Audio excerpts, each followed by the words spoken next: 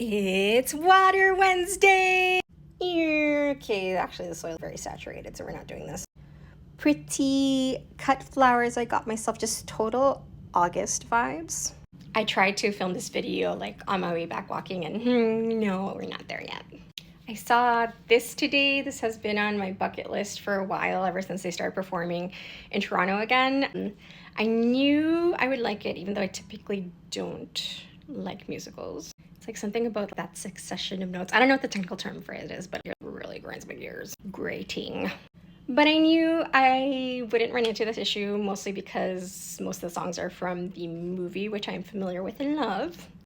And the other must-see aspect of it for me was that it seems to be a very like production-heavy musical, and it totally was. Like, there's so much for like the art design and like the visual interpretation of the film, and then like both the work of choreographers and the puppetry that's involved in it, and the design of the puppetry and the costumes is all so interesting and unconventional.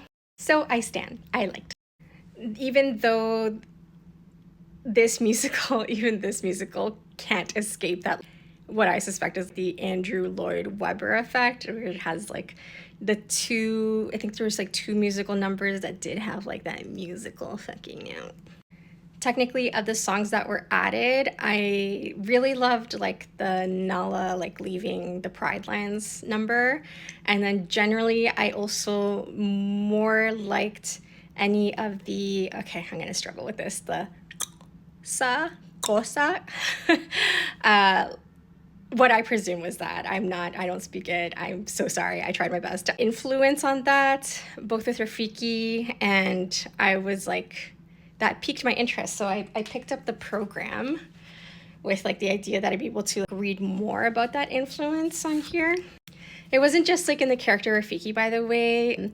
Even like the choreography, I referenced it previously, but like, you know, they had a ballerina part where like a ballerina had to be on foot, on point. I saw like the ballet slippers, and then other parts of the dance were more like, I only have a reference points of like Afro beats, but obviously the dances are derived from, you know, different nations. I was hoping to read more on this program. The program, you know, has all the cast, the rotating cast, and like manages to credit Elton John for his contribution and give credit to him, and also like Tim Rice and Hans Zimmerman for the composition.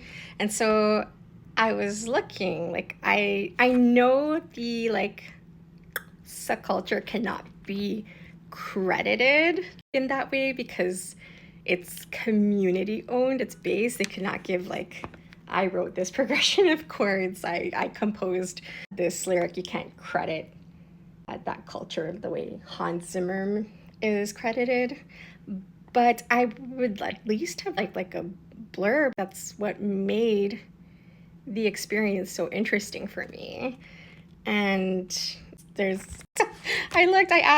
ended up asking someone who worked there about it, and they mentioned how, you know, there should be like a little blurb on here on this, but it's just like the resumes of all the Hollywood established people who successfully have contained their IP.